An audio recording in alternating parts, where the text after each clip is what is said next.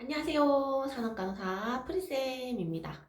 우리 간호학과 학생들이 지금 불취업이잖아요. 불취업. 지금 취업하기 정말 힘들고, 그리고 대외 활동도 정말 많이 하시더라고요. 제가 인스타그램 여기 있거든요. 인스타그램 구독해주시면 저는 이제 마팔 무조건 합니다. 그래서 인스타그램을 보면 다들 그 대외 활동 계정을 하나씩 만들어서 거기에 새로운 활동들, 뭐 병원을 홍보해 준다든지 또는 봉사 활동을 한다든지 참 다양한 활동들을 정말 많이 해요.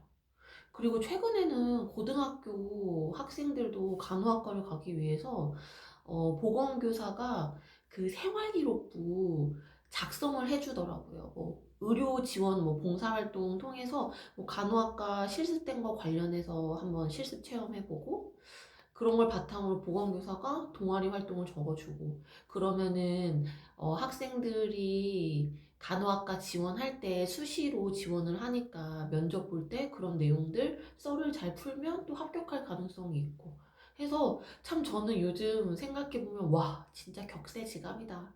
10년 전에 제가 취업했을 때와 너무 상황이 많이 달라졌고 정말 요즘은 올라운더 능력자를 많이 원하는구나 이런 생각을 많이 했어요. 그래서 여러분들께서 진짜 취업 준비하기 너무 어렵겠다. 취업도 해야 되고 머리 왜 이렇게 눌렸지? 아침엔 전 머리 안 감거든요. 밤에 감아요. 머리 좀 눌렸네. 그래서 어쨌든 취업 준비도 해야 되고 공부도 해야 되고 토익도 잘해야 되고 자소서도 써야 되고 면접 준비도 해야 되고 실습도 해야 되고 평가도 받아야 되고 너무 지금 대학교 3, 4학년 커리큘럼이 정말 빡빡할 거예요. 아무튼 그래서 여러분들께서 자소서를 쓰실 때 물론 엄청 자소서를 잘 쓰실 거예요. 요즘 분들은 워낙 타이핑을 너무 잘하고 그리고 논술도 너무 잘하다 보니까 잘 쓰실 텐데 일단 자소서를 쓸 때는 왜 기업에서 나를 뽑아야 하는가 그게 가장 중요하겠죠. 나를 표현하고 나를 뽑을 수밖에 없는 이유 생각해보면 간호사는 이직률이 높고 퇴사율이 굉장히 높다. 그리고 태움에 대한 것, 그리고 조직 문화에 적응을 잘 못해서 나가는 사람이 많다. 그런데 나는 인간관계가 정말 너무 좋고, 그리고 항상 대외 활동도 많이 했고, 그리고 조직 내에서 갈등이 생겼을 때 나는 이런 방식으로 해결했다. 뭐 이런 식으로 자소서를 쓰면 좀 도움이 될 것 같아요.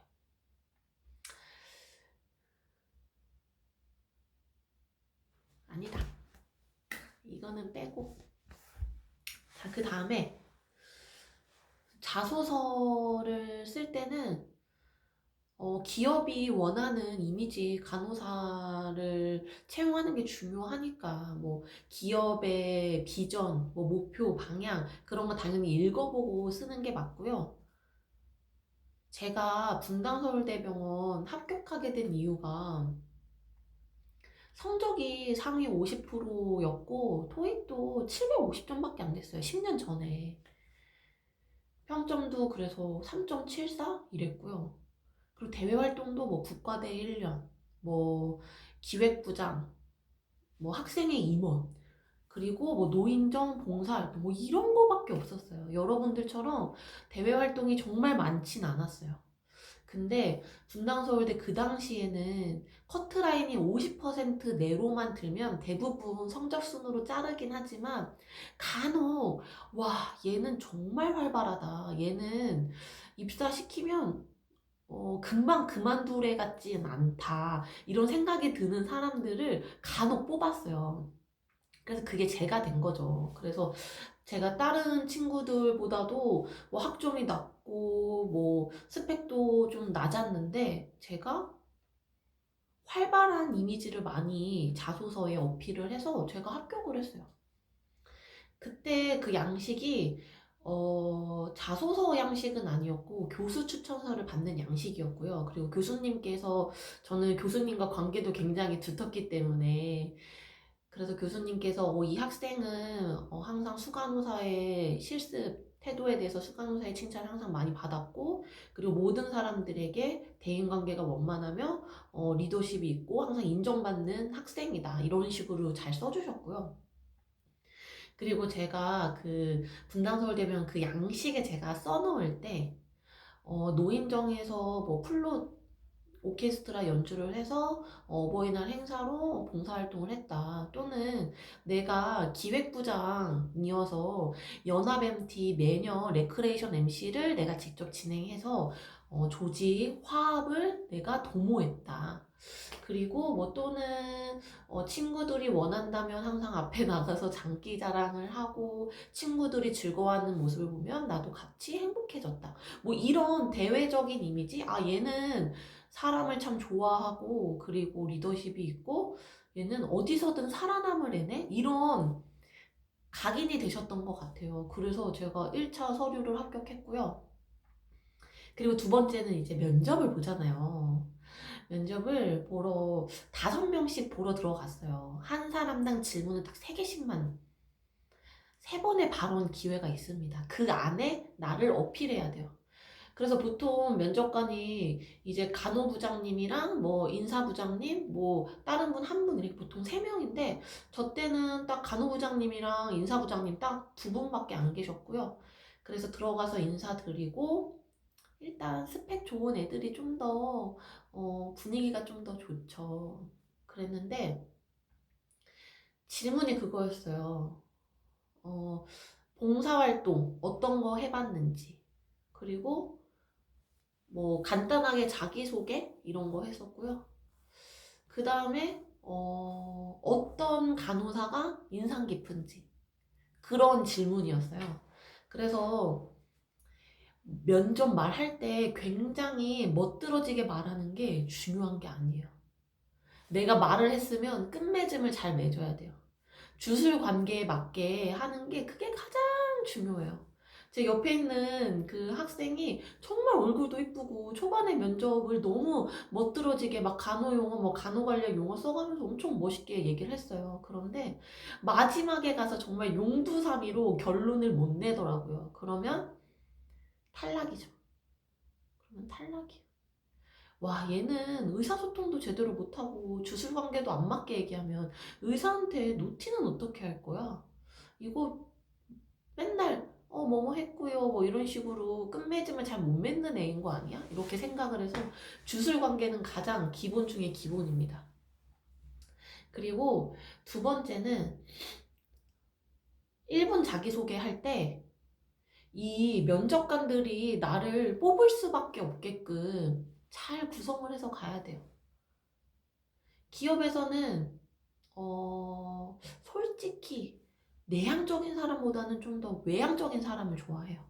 왜냐면 간호사는 뭐 개발자처럼 하루 종일 컴퓨터 내 업무만 하는 게 아니라 엄청나게 많은 환자를 간호해야 하고, 그리고 간호사들 선후배 관계도 있고 거의 25명 정도에 되는 인력들과 친하게 지내야 하고, 그리고 의사들한테도 좋은 관계를 유지해야 하는데 내향적이고 말도 잘 못하고 쑥스러워하고 이러면 병원에서 안 좋아요. 그래서 나는 정말 외향적이다. 그리고 나는 갈등 상황에 놓여졌을 때 해결을 정말 잘 해왔다. 뭐 예를 들면 이런 거죠. 안녕하세요. 저는 윤경아 지원자입니다. 저는 활발하고 긍정적인 성격입니다. 제가 간호학부 시절에 프로젝트 리더를 맡았는데 잘 따라와주는 친구가 있고 잘 못 따라와주는 친구가 있었습니다.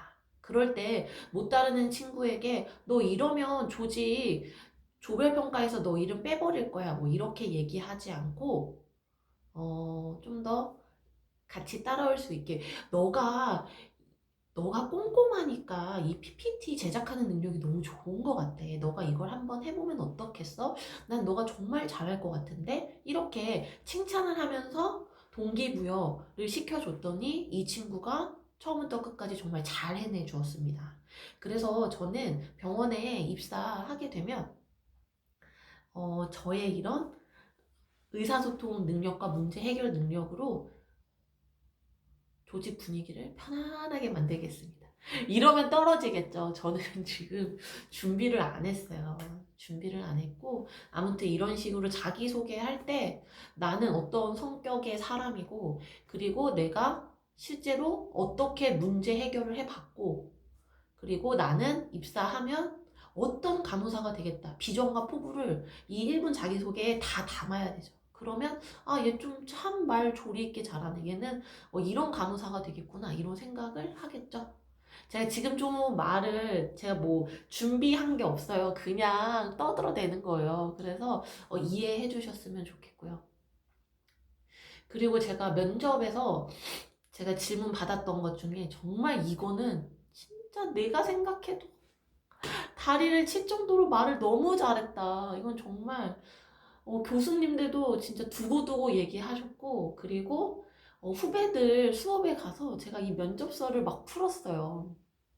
거기서 뭐라 그랬냐면 인상 깊은 간호사에 대해서 얘기를 하래요. 그래서 대부분 가장 떠오르는 게 환자한테 설명 잘해주는 간호사, 그리고 친절한 간호사, 그리고 열심히 공부하는 간호사. 이렇게 일반적인 것들을 보통 얘기하잖아요. 그래서 다른 지원자들도 다 그런 얘기만 했어요. 그런데 저는 그때 간호부장님 얼굴을 봤어요. 간호부장님은 굉장히 간호관리자로서 고독하지 않을까? 저분의 그 아픈 심정을 내가 건드리면 내가 여기서 승산이 있지 않을까? 생각을 한 거죠. 그 순간에. 그래서 저는 그랬어요. 저는 수간호사를 존경합니다. 그 이유는 병동 내에서 환자와 보호자들의 컴플레인이 있을 때 수간호사가 직접 가서 그 컴플레인을 해결하고, 그리고 같이 일하는 동료 간호사들이 분위기가 많이 처져 있거나 뭐 속상해하는 일이 있거나 했을 때 임파워먼트나 모티베이션을 통해서 조직 분위기를 활기차게 만들어줍니다.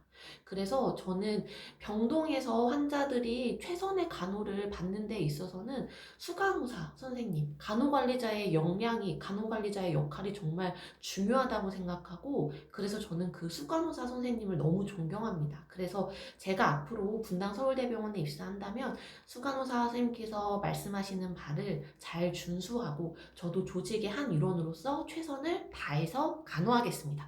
이렇게 하니까 간호부장님께서 얼굴 미소가 이렇게 한방 웃음을 지으시더라고요. 왜냐면 항상 수간호사나 간호부장은 맨날 욕먹는 자리인데 신규 간호사가 면접 들어왔는데 자기는 수간호사를 존경한대요. 얼마나 이뻐요. 조직 문화에도 얼마나 잘 따르고, 그리고 리스펙하는 마음이 있다는 것 자체가 아, 얘는 좀 됐다. 얘는 잘 적응해내겠다 해서 면접 결과에 따라서 1군이랑 2군으로 나눠져요. 1군이 전반적인 성적이 다 좋은 사람들을 먼저 배치하는 거고, 2군은 이제 좀 말에 배치하는 건데, 저는 성적이 정말 낮았음에도 불구하고 1군으로 갔어요. 그래서 와, 나 진짜 면접 잘했나 보다. 이 생각을 한 거죠. 그런데 결국 뭐다? 아무것도 중요하지 않다. 들어가는 순간 정말 전쟁이 시작된다. 그래서 여러분들께서 나 대학병원 못 들어갔어. 나 너무 속상해. 나 성적 탑이었는데 왜 제가 들어가? 이렇게 질투할 필요도 없고요. 그리고 나 4년제 나와서 동네 종합병원 가게 생겼어. 이렇게 낙담할 필요도 없어요. 결국에는 버티는 게 문제고, 그리고 못 버티더라도 간호사는 최근에 분야가 너무 다양하기 때문에 얼마든지 많은 길이 있다. 그리고 여러분들께서도 간호사로 금방 퇴사하더라도 최근에 보건관리자, 안전관리자, 뭐 또는 저처럼 보건 강사, 뭐 안전 강사 이런 분야도 많이 있어요. 그러니까 나는 실패자야, 낙오자야 이렇게 생각하지 마시고 좀 더 잠깐 휴식 시간 취하고 여행도 가고 한 다음에 리프레시 한 다음에 자기 방향을 다시 찾아보는 거죠. 그래서 여러분들께서 3, 4학년 화이팅! 너무 우울해하지 마시고 화이팅! 요즘 이니미니라는 춤이 유행이죠. 이니미니. 이니미니. 제가 장기 자랑을 진짜 매번 했어요. 매번. 제가 노인정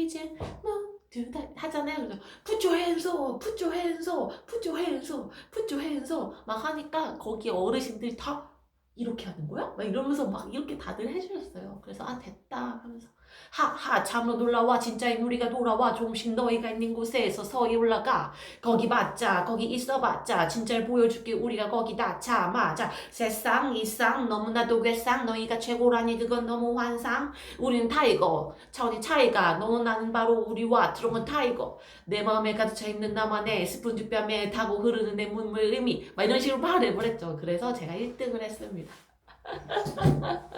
그래서 오늘 면접 후기 브이로그 끝!